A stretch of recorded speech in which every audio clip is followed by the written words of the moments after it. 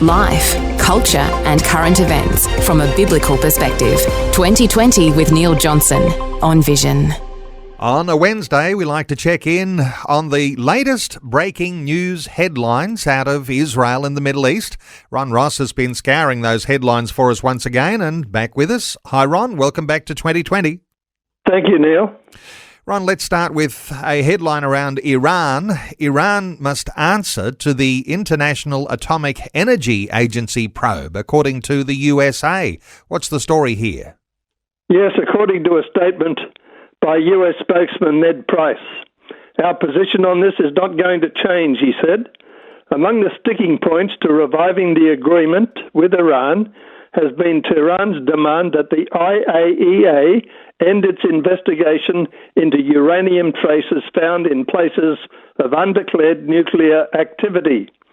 He spoke as the European Union is awaiting the US response to Tehran's demands to clinch a revival of the 2015 deal, which it submitted to the European Union already last week. There are still some outstanding issues that must be resolved, Price said, adding that there are some gaps that just must be bridged. Price confirmed media reports that Iran had dropped its demand that the United States rescind its designation of the Islamic Revolutionary Guard Corps as a terrorist group, which has once been a red line for the revival of the deal.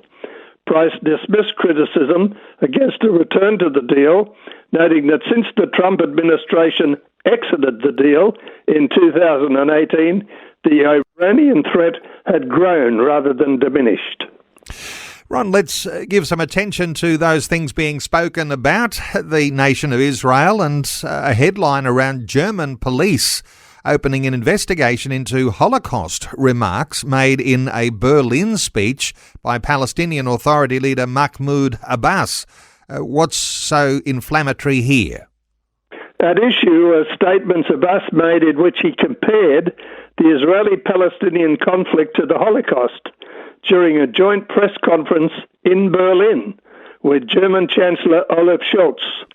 Berlin police opened a criminal investigation against Palestinian Authority President Mahmoud Abbas to evaluate whether his statement that Israel had committed 50 Holocausts against the Palestinians met the standard for Holocaust denial. The German embassy in Israel explained that this was a preliminary probe. The police had not yet asked the federal prosecutor to investigate. This is necessary for a legal proceeding to be opened, the embassy stated. Abbas was asked whether he would apologize for the attack on the Israeli Olympic team by the Palestinian terror group Black September.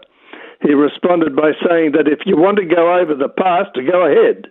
I have 50 slaughters that Israel committed, 50 massacres, 50 slaughters, 50 Holocausts. Berlin native and descendant of Holocaust survivors Mike Delberg filed an official police report against Abbas. Delberg explained in the Berlin police report that the issue was a personal one for him. I'm a Jewish German and a grandson of Holocaust survivors whose grandfather fought on the front lines, wrote Delberg. Through his statements, Mahmoud Abbas downplayed the most terrible time in the history of our country and in the history of my family and our religious community. Delberg is an outspoken advocate for Israel and recently visited for the Maccabiah Games as the PR manager for the German delegation. Well, certainly Mahmoud Abbas is known for those sorts of outbursts, and I did read one report where a lot of eyes were rolling as he was saying those because people have heard him say those so many times. Ron, let's turn our attention to Russia now, and the Kremlin hosted the Palestinian Security Forces chief to discuss cooperation. What's this one? Major General Dukin, head of the Palestinian Authority's National Security Forces, and Russia's Deputy Defense Minister Foreman met this week and discussed military and intelligence cooperation. Zelkovitz, head of the Middle East Studies Program at Yezreel Valley College, discussed the timing and the goal of the meeting. They want to show the world that there are different political powers supporting them. First and foremost, we should bear in mind that the Russians are trying to portray themselves in various ways as a legitimate political player in light of the war with Ukraine, he said. The Kremlin wants as many political leaders as possible alongside it because 144 countries condemned Russia in the UN General Assembly for its aggression against Ukraine, Zelkovich noted.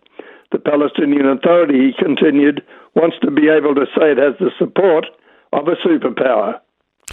Let's move to another headline. The Israeli security chief visits Cairo to smooth tensions over issues with the Palestinian Islamic Jihad. What's this one about, Ron?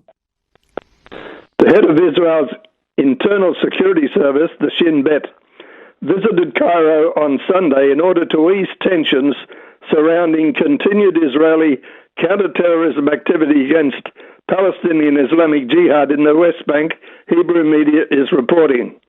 The news follows reports by Israeli outlets on a recent communications breakdown with Egypt, which helped mediate a ceasefire amid August's three-day escalation in hostilities between Israel and Islamic Jihad, a US-designated terror group active in the Gaza Strip and West Bank.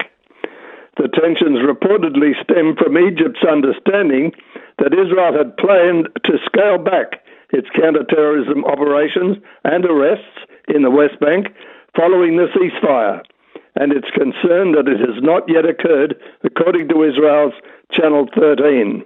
This is apparently a different message than what Israel wanted to convey.